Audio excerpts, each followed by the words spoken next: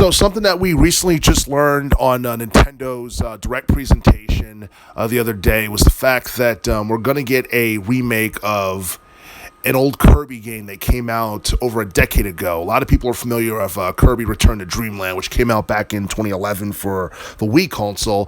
And in my opinion, that's probably the most popular Kirby game of the teens decade. Now, that's something that's debatable, and that's a subject for another day, but it's a cool thing that this game is being remade and re-released for Nintendo Switch.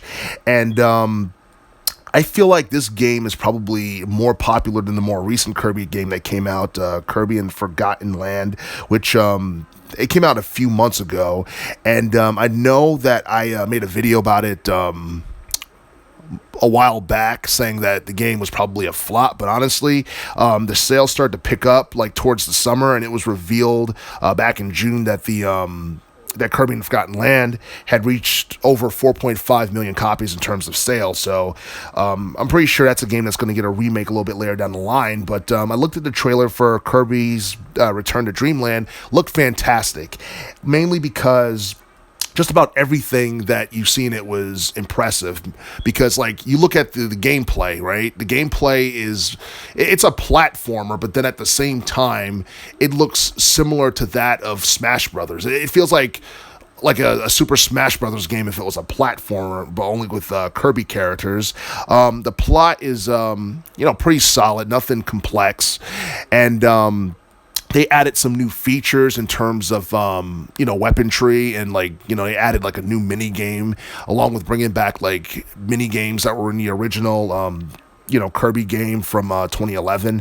And as it currently stands, like the game's supposed to be set for a release like sometime in 2023, and I'm not exactly sure when the official release date is. I think it's like sometime in like during the early part of next year, like in February.